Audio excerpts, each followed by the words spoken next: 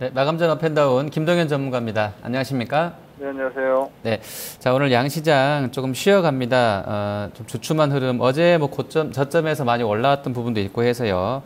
아침 시가 대비는 좀 하락이 좀 나와 있는 그런 상황인데요. 자 오늘 시장 어떻게 보고 계십니까?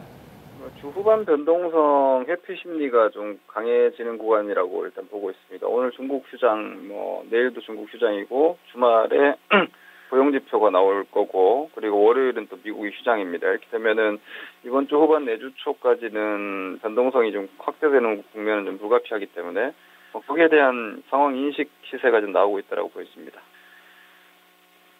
종목 보도록 하겠습니다. 뭐 어제 뉴욕장에서도 애플이 뭐 선전하면서 IT 섹터가 좋았던 상황입니다. 우리 시장에서도 지금 거래소에서 전기전자 업종, 코스닥의 IT 부품 쪽 아주 강한 흐름 오늘 보여주고 있는데요. 그중에 삼성전자 보시겠습니다. 지금 내일부터 이제 독일에서 있을 이파 관련해서 기대감들이 벌써부터 반영되는 것 같은데요. 한 3% 현재 올라 있습니다. 112만 원권인데 어떤 대응 필요하겠습니까? 네, 일단 사물 인터넷이나 이런 쪽 움직임들도 최근에 좀 괜찮았고, 삼성전자도 뭐 단기적인 이슈에 대한 기대감이 좀 있는 게 사실인 것 같은데, 앞서 몇 차례 말씀드렸다시피 지금 시장이 9월을 기점으로 오히려 경기에 대한 우려감이 경기에 대한 기대감으로 좀 바뀔 수 있는 상황이 분명히 있습니다. 금리에 대한 인상 확인은 어떻게 보면은 미국 FED 쪽에서 경기에 대한 신뢰감을 글로벌 시장에 줄 수 있기 때문에 그렇게 되면은 계속 중국도 오히려 실물 경기에 대한 부양책들이 더 강화될 수 있다고 봅니다. 중국이 지금 먼저 앞장서서 싸울 필요가 없다라고 보고 실물 부양책을 숨겨놓고 있는데 재정 수지 목표치를 봤을 때는 연말에 중국의 재정 투자가 더 강화될 거기 때문에 주택 시장에 대한 기대감 이런 부분들이 IT 섹터와 자동차 섹터 전반을 좀 좋은 움직임을 만들고 있는데 시장에서 보면 사실 삼성전자가 여타 종목이나 지수보다 좋으면 마이너스입니다. 시장의 반등치를 삼성전자가 가져가거나 혹은 시장이 마이너스권에서 삼성전자가 강해버리면 삼성전자의 강세의 몫을 다른 종목들이 하락으로 나눠 가져버리기 때문에 현재 삼성전자가 5일선 영역을 지키고 21선 돌파 시도 나오는 것은 삼성전자가 여기서 기대 수익률이 높은 자리가 아니기 때문에 체감상으로는 오히려 역작용을 하고 있다. 오히려 반등 시세를 삼성전자가 좀 이 구간에서는 잠식할 수 있다고 보여지기 때문에 별로 좋은 현상은 아닌 것 같습니다. 네. 자, 그리고 현대위아 보겠습니다. 자동차가 오늘 뭐 전반적으로 계속 좋습니다. 현대, 기아차, 모비스까지요. 다 플러스권 나 있고요. 그 중에서도 이제 위아가 한 4%가량 올라 있는데요. 시세 연속성을 좀 기대해 볼 수 있겠습니까? 네, 기본적으로 말씀드렸다시피 121선 반등을 현대차 쪽에서 먼저 보여줬기 때문에 위아도 같은 궤적을 그릴 가능성은 아주 높지 싶습니다. 기본적으로 밸류에이션도 매력적이고 9만 원대까지 7월달 하락 이후에 8월달 급변동 구간에서도 9만 원을 지켜내고 지금 수렴이기 때문에 121선 대 12만 원 정도까지는 반등 에너지가 더 있지 않을까 예상됩니다. 네, 자, 그리고 삼성 LNS 보겠습니다. 지금 화장품 쪽에서 토니몰이라든지 어제 제닉도 좀 나쁘지 않고요. 삼성 LNS 이렇게 일부 종목은 좀 강한 흐름 나와 있습니다. 하지만 또 아모레나 이런 쪽들 에이블 CNC는 또 한 4%씩 밀려 있어서 좀 상반된 흐름 보여주고 있는데요. 자, 삼성 LNS의 이 강세는 좀 어떻게 해석을 해야 되겠습니까? 화장품 주식들의 어떤 에너지 혹은 이후에 다시 한번 뭔가 힘을 발휘할 수 있느냐의 기준을 코스맥스로 보시는 게 맞을 것 같고요. 오히려 삼성 LNS 같은 경우는 이미 고점 대비 60% 빠진 주식입니다. 추세가 다 깨졌고요. 그런 상황에서 지금 8월달 하락과 이번 9월 초 변동성으로 단기적인 쌍바닥에 대한 기대감 이런 부분들이 들어오면서 그럼에도 불구하고 시장 반등에서 소외되어 있었던 종목이죠. 낙폭은 상당 부분 나와 있었기 때문에 뒤늦게 좀 일시적인 반등으로 보여집니다. 사실 차트상으로나 시세로 봤을 때 여기서 10% 반등은 기별도 안 오는 자리이고 차트상으로도 별로 단기적으로 부담 없는 수준이기 때문에 이런 형태의 반등이 시장에서 자주 반복되지 않을까 종목별로. 하지만 이런 움직임이 섹터 전체의 움직임이 아니라는 측면은 분명히 현재 시장은 주도주군은 저는 없다고 보고 있고요. 오히려 기존 주도주군이 다 꺾여 있는 상태에서의 개별 종목 장세이기 때문에 시장에 대한 평가 자체는 다운그레이드를 해서 볼 수밖에 없는 상황으로 여전히 보고 있습니다. 네, 하락 쪽에서는 아모레퍼시픽 먼저 보겠습니다. 뭐 기관 쪽과 외국인의 수급 싸움에서 일단 외국인이 이긴 것 같은데요. 흐름으로 봐서는 이번 주 내내 외국인 매도 속에서 좀 낙폭을 좀 키워놓고 있습니다. 오늘도 거의 5% 밀리면서 200일선에 바짝 다가서 있는 그런 흐름인데요. 뭐 200일선은 좀 지켜지겠습니까? 현재로 봤을 때 200일선은 크게 의미는 없을 것 같고요. 왜냐면은 지금 아모레퍼시픽이 5월달 지금 액면 분할 이후에 시세가 없죠. 옆으로 횡보만 하고 있고 큰 박스 흐름은 35만 원대 언더에서는 사실 큰 부담이 없고 아직은 뭐 40만 원대 다시 한번 볼 수도 있는 여력은 저는 개인적으로 남아 있다고 보고 있는데 오늘 시세는 이렇게 보는 게 맞을 것 같습니다. 치고 나가는 고가 매수 여전히 없다.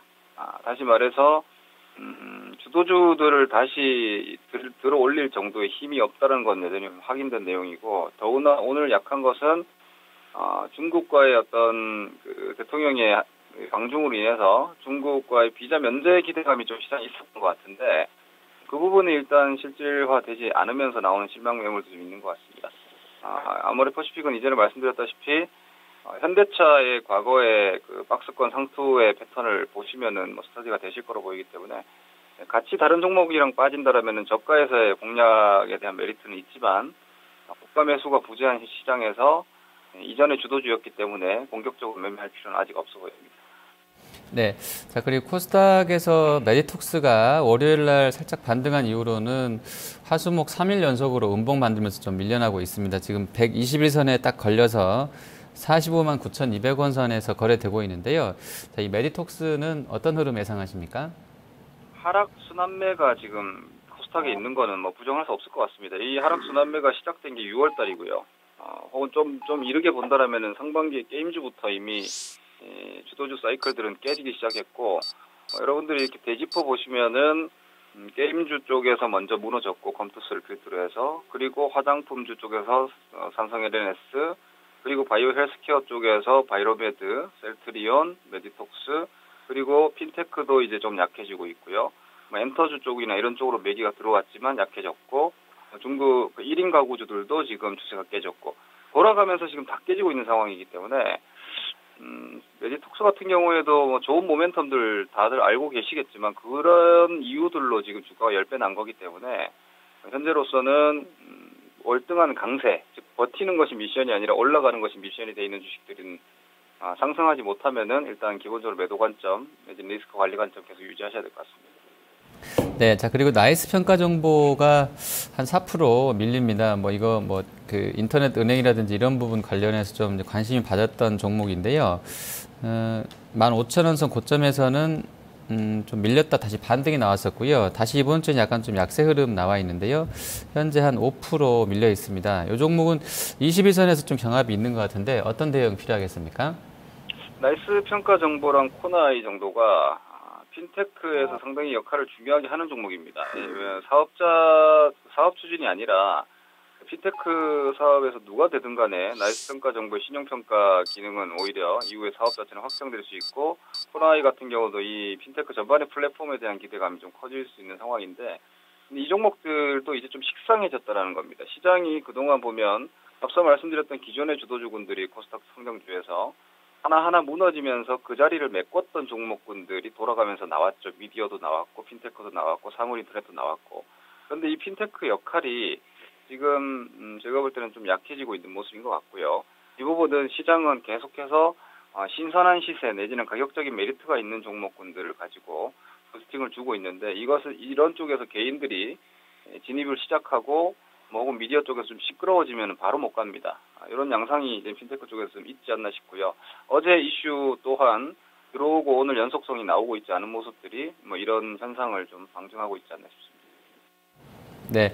자, 이제 마감까지 한 30여 분 남았습니다. 거래소 코스닥 다 그냥 보합권이고요. 오늘 특이한 점은 프로그램 쪽으로 지금 거의 한 2,600억 넘는 자금이 일단 매물 출회가 좀 되고 있습니다. 이런 부분도 약간 이례적인 것 같은데요. 자, 종가는 좀 종가 앞두고서는 어떻게 좀 전략을 구성해야 되겠습니까? 일단 주말 지표, 사실 FOMC가 17일날 나오고요. 그 전에 이제 미국의 CPI가 나오는데, 피셔 쪽에서 2% CPI 목표치 미달권에서도 금리 인하할 수 있다라고 얘기를 했기 때문에, 미국 금리 인상 이전에 가장 큰 이벤트는 주말 나오는 고용 지표가 될 것 같습니다. 뭐 그런 상황에서 메이저들, 즉 뭐 기관이든 외국인이든 글로벌 자금이든 과연 급하게 우리 시장을 끌어올릴 필요가 있나라는 생각을 해보신다라면은 지금 공격적인 전략은 어떻게 보면은 뭐 계란으로 바위치기가 아닌가 싶습니다. 그리고 시장이 변동성이 커져 있는 상황에서의 사실 합리적 전략은 변동성은 커졌다가 변동성이 약화되고 나서 그 다음 방향성이 나오는 거기 때문에 이슈 모멘텀들이 좀 둔화되고 이 변동성이 줄어들고 매매 진입하셔도 충분하지 않나 싶기 때문에 여전히 좀 방어적 관점 말씀드리겠고요. 여전히 성장주에 대해서는 적극적인 리스크 관리가 좀 더 병행돼야 되고 장기적 관점에서는 경기 트렌드가 오히려 연말 가면서 저는 강해질 거라고 여전히 보고 있기 때문에 경기주, 뭐 IT 자동차를 포함하고 전반적인 산업재를 아우르는 오히려 여러분들께서 한 2, 3년 정도 좀 배제했던 대형주 쪽 혹은 경기주들 이런 쪽에 대한 관심을 여전히 좀 높일 자리가 아닌가 싶습니다. 똑같은 시가총액에서 성장주와 가치주의 그런 괴리가 너무 심하게 나 있기 때문에